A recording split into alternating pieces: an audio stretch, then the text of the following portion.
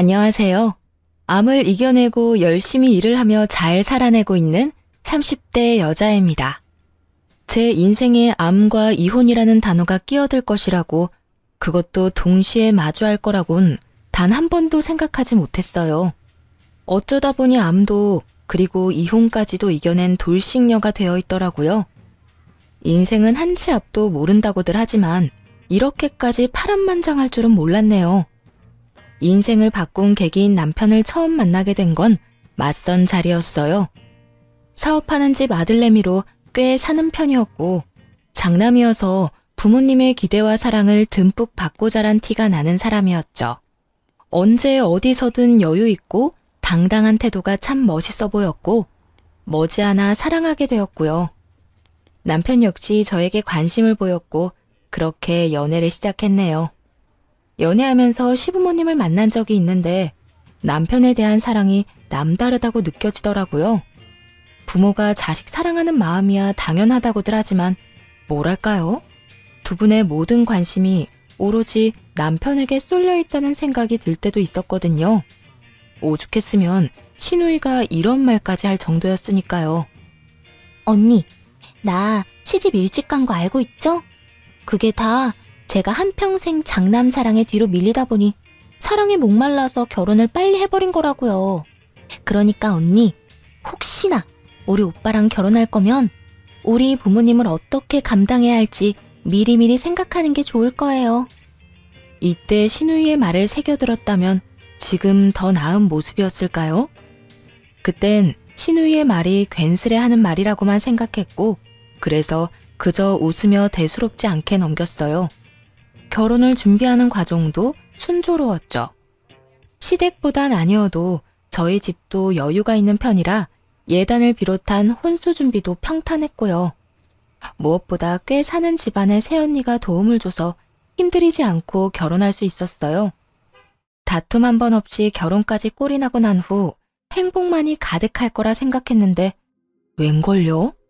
막상 결혼을 하고 나니 대수롭지 않게 생각했던 시부모의 아들 사랑은 예상을 뛰어넘어도 훨씬 뛰어넘더라고요. 시모에게서 매일 아침마다 전화가 오는 것도 부담스러운데 전화 내용이 더욱 부담스러웠죠. 아가, 잘 잤니? 네, 어머님. 잘 주무셨어요? 그래. 그나저나 오늘 아침은 뭘 준비하고 있니? 혹시 아침부터 빵이나 먹여서 보내려고 하는 건 아니지? 우리 아들은 아침에 빵 말고 밥 먹는 거 좋아하니까 꼭 밥 해 먹이거라. 아침엔 고춧가루 들어가는 찌개는 끓이지 말고 맑은 국물로 끓이고, 반찬 같은 것도 소화시키기 쉬운 것들로 하고 말이야. 네? 아, 네. 그렇게 하도록 할게요. 그리고 내가 생각을 좀 해봤는데 점심은 도시락 좀 싸주거라. 아무래도 밖에서 먹는 음식보단 집밥이 건강에 좋지 않니? 네 신랑이니 수고스럽더라도 네가 도시락 좀 챙겨줘. 알겠니? 난감하더라고요. 저도 아침을 꼭 챙겨 먹던 터라 아침이야 함께 먹으면다고 하더라도 출근 준비를 하며 남편 도시락까지 싸는 것은 부담이 되는 일이었으니까요. 그 순간 알겠다고 대답할까 싶기도 했지만 나중에 거짓말을 들키기라도 하면 더 큰 불호령이 떨어질 것만 같아 그냥 솔직하게 말하기로 했어요. 어머님, 아침밥은 말씀대로 다 할 수 있는데요. 도시락은 아무래도 힘들 것 같아요. 저도 회사 출근 준비도 해야 하고 아침 차리고 뒷정리까지 하면 아무래도 시간이 촉박해서요. 그리고 요즘 밖에서 먹는 음식 예전처럼 그렇게 막 만들지 않아요. 건강식으로 잘 만들어 파는 곳도 많고요. 어떤 식당은 집밥보다도 더 영양가 따져서 식단 짜는 곳도 있고요. 그렇잖아요. 요즘 식당이 예전처럼 조미료 폭탄에 간만 세게 하는 것도 아니고, 다들 건강을 중시하니 집밥보다도 더 정성스레 요리해서 팔곤 하니까요. 그래서 한 끼쯤은 밖에서 먹는 것도 상관없다고 생각했는데 시모는 이 말을 듣자마자 통보식으로 이렇게 말하더라고요. 그러면 회사를 그만두거라. 네? 지금 저보고 퇴사하라는 말씀이세요? 왜요? 왜긴 왜야? 너 출근 준비 때문에 우리 아들 도시락 못 사준다고 했잖니. 그까짓 회사 다녀봤자 몇 푼이나 번다고 우리 아들 도시락을 못 사주니? 그까지 푼 돈 내가 다달이 줄 테니까 회사 그만두고 집에서 살림이나 해. 시집을 왔으면 남편 내조를 똑바로 해야 하는 법이란다. 순간 이건 아니다 싶어 확실하게 하고 넘어가야 한다는 생각이 들더라고요. 월급을 위해 회사에 다니는 것도 맞지만 오로지 돈 때문에 회사에 다니는 건 아니었어요. 꿈꾸는 바가 있고 하고 있는 일에 대한 자부심도 상당했거든요. 결혼을 했다고 해서 시모의 말처럼 내조나 하며 살 생각은 전혀 절대로 없었죠. 그리고 지금 참고 넘어갔다간 앞으로 어떤 일로 어디까지 간섭을 하고 들지 상상조차 되지 않았고요. 어머님, 죄송한데 전 남편만큼 제 커리어도 중요해서 회사를 이렇게 그만둘 생각은 없어요. 돈도 물론 중요하긴 하지만 돈보다도 하고 있는 일에 자부심을 느끼고 있거든요. 그러니까 네 말은 회사를 그만둘 생각이 전혀 없다. 이 뜻 맞니? 네, 맞아요. 그래? 그렇다면 일단 알았다. 불호령이라도 떨어질 것이라 생각했는데 생각보다 쉽게 넘어가서 안심했죠. 그런데 그건 그냥 넘어간 것이 아니더라고요. 시모에겐 다른 계획이 있었던 거였죠. 상의 한마디 하지 않고 일하는 이모님을 고용하는 계획 말이에요. 누구는 배부른 소리 한다고 할 수도 있지만 기분이 상당히 좋지 않더라고요. 아무리 급여는 시모가 지급한다고 해도요.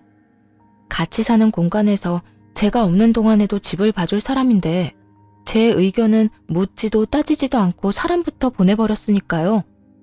당장이라도 시모에게 전화를 걸어 따지고 싶었지만 더는 시모와의 분란을 만들고 싶지 않아 남편에게 말했어요. 여보, 지금 이 상황 내가 어떻게 받아들여야 해? 무슨 상황? 아, 이모님? 뭘 어떻게 받아들여? 그냥 좋게 생각해. 엄마가 당신 생각해서 보내준 건데 뭘 그렇게 심각하게 생각해? 돈도 엄마가 주겠다. 당신은 그냥 즐겨. 그러면 되지. 그냥 즐길 수가 없는 상황이잖아. 아무리 어머님이 내 생각을 해서 보내준 사람이라고 해도 우리 집에서 살림에 손댈 사람인데 적어도 나한테 상의는 했어야지. 어떤 사람인지도 모르는데 찝찝하잖아. 별 걱정은 다 한다. 우리 엄마가 설마 이상한 사람을 집에 보냈겠어? 걱정하지 말고 그냥 즐겨. 아침마다 당신이 밥 차리고 뒷정리하는 거 사실 나도 마음이 좋지 않았다고. 이모님이 다 해주니 나도 마음 편하고 당신은 몸 편하고 얼마나 좋아? 남편은 대수롭지 않게 생각하고 있었고 결국 대화를 포기해버렸어요. 더 이야기해봤자 저만 이상한 사람이 될 것 같기도 했고 한편으론 남편의 말처럼 설마 신모가 이상한 사람을 집으로 보내기야 했겠나 하는 생각 때문이었죠. 그런데 집으로 온 사람은 이상한 사람이 맞더라고요. 집에서 일어나는 모든 일을 시모에게 하나도 빠지지 않고 보고했으니 말이에요. 처음엔 그저 집안일만 해주는 사람이라 생각했어요. 그런데 어느 날부터 시모가 집안일에 대해서 너무 많은 것을 알고 있다는 생각이 들더라고요. 아가, 요즘 회사 많이 바쁘니? 네? 그냥 조금 바쁘기는 한데 왜 그러세요? 그냥 목소리가 힘이 없는 것 같아서. 바쁘면 퇴근도 늦겠구나. 아무리 맞벌이라고 해도 여자는 남자가 집에 들어오기 전에 먼저 집에 와서 맞이해야 하는 건 알고 있지? 네 커리어가 중요하다고 하니 더는 긴 말하지 않겠지만 그 정도는 지키면서 살거라. 어차피 애 생기면 그만둬야 할 회사니 지금부터라도 회사보단 집안일에 남편한테 더 신경 쓰라. 이 말이야. 애초에 처음부터 말이 통하질 않았던 거죠. 하지만 이상했어요. 시모와 통화할 때 목소리에 힘이 없었던 적도 없을 뿐더러 오히려 일부러 더 밝고 힘차게 받았으니까요. 그런데 힘이 없는 것 같다니 아무리 눈치가 빠르다고 해도 말이 되지 않았죠.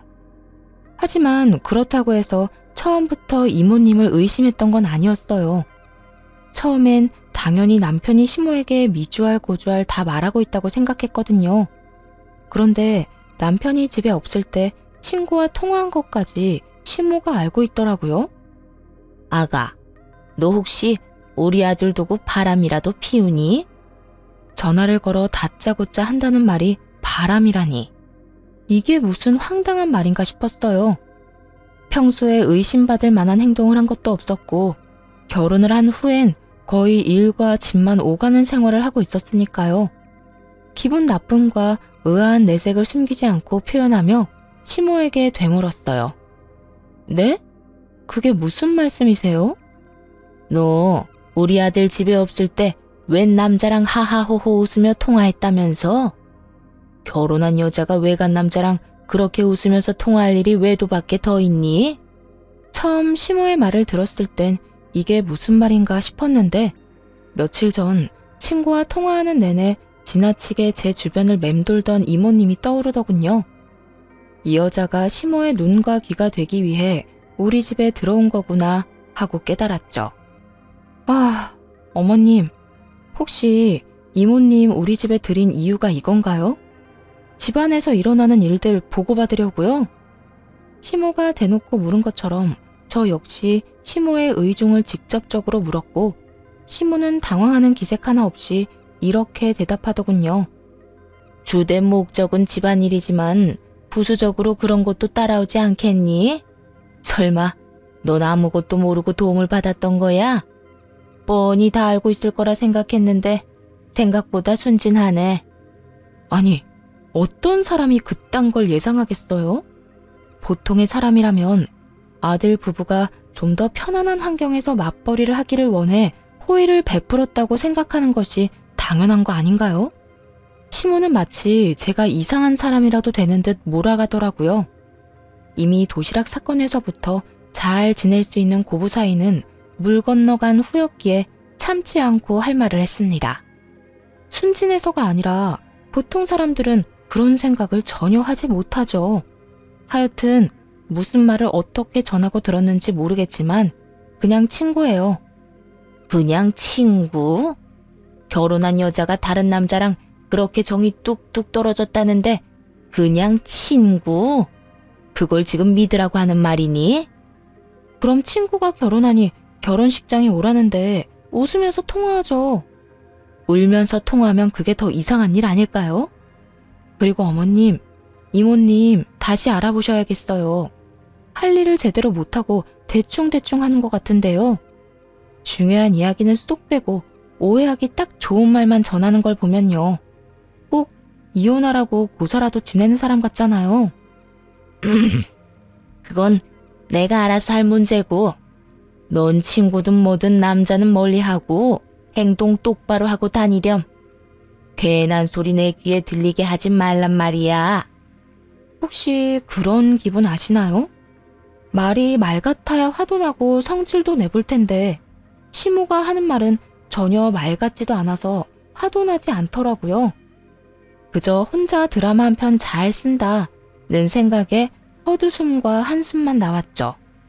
저는 지금처럼 똑같이 행동하고 다닐 거예요, 어머님. 어머님은 어떻게 생각하는지 모르겠지만 결혼하고 이때껏 문제 삼을 만한 행동을 한 적도 없으니까요. 그러니까 괜한 소리가 들리거든 어머님이 귀를 닫으세요. 그러면 저도 어머님도 서로 평화롭지 않겠어요? 너 지금 감히 나한테 말대꾸 하는 것도 모자라 나한테 명령질을 하는 거니? 그렇게 느끼시면 그렇게 생각하세요. 그리고요, 어머님. 우리 집에 저딴 이모님은 필요 없으니 앞으론 보내지 마세요.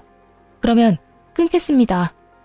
전화를 끊고 시모의 말을 곱씹으면 곱씹을수록 어이가 없더라고요. 어이가 없어 소리를 내 웃으며 머리를 쓸어 넘겼고 말을 전한 이모님은 그저 제 눈치를 살피며 안절부절 못하고 있었죠. 그렇게 한참 불편한 상황이 이어지고 있는데 남편이 집으로 들어왔어요. 소파에 앉은 제 표정이 남편의 눈에도 좋지 않아 보였는지 바로 곁으로 와 이유를 묻기 시작하더라고요. 여보, 표정이 왜 그렇게 살벌해? 무슨 일 있었어? 일 많았지. 혹시 당신은 알았어? 저 이모님, 우리 집안일 해주는 게 주된 일이고, 부수적으로는 우리 집에서 일어나는 모든 일을 어머님께 보고하고 있었단 거? 다시 되짚어봐도 시모의 행동이 이해가 안 되는데 남편은 태연하게 이렇게 대답하더라고요. 그래? 진짜 몰랐네. 그런데 여보, 그게 그렇게 화낼 일이야? 그럴 수도 있는 일 아닌가? 뭐? 당신 지금 뭐라고 그랬어? 그렇잖아. 이 넓은 집에서 살면서 당신 살림 신경 쓰지 말라고 사람도 보내줬는데 그 정도는 우리가 각오했어야 하는 거 아닌가 해서 말이야. 시모에게 들을 때는 화가 나지 않았는데 남편의 입에서 똑같은 말을 들으니 참을 수 없이 화가 나더라고요. 잘 들어. 당신이랑 어머님은 어떻게 생각하는지 모르겠는데 난 전혀 그렇게 생각 안 해. 지금 당신 집에서 나한테 하는 이 모든 행동들 엄청 경우 없는 행동일 뿐만 아니라 해서는 안 될 행동이라고. 도대체 며느리 감시하려고 집으로 사람 보내는 시댁이 어디에 있어? 당신 지금 우리 집 욕하는 거야? 배울 만큼 배웠다는 사람이 어떻게 이렇게까지 유치한지. 5살짜리랑 이야기해도 이것보단 수준이 높겠다 싶었어요. 결혼하기 전엔 전혀 몰랐던 모습을 본 날이었죠. 좋게 설명해도 남편은 똑바로 들을 생각이 없어 보였고 전 저대로 답답하고 화가 나는 상황이 반복됐죠. 당신은 이 상황이 얼마나 잘못된 건지 전혀 모르는 것 같네. 잘못은 확실히 짚고 넘어가자는 말이야. 꼭 이렇게 잘잘못을 따지고 들어야겠어? 우리 엄마 입장에선 걱정이 될 수밖에 없다. 이렇게 심플하게 생각하면 이해 못할 상황도 아니잖아. 당신이야말로 이건 상대방 입장에선 정말 기분이 나쁠 법한 행동이구나 하고 생각하면 끝날 문제 아니야?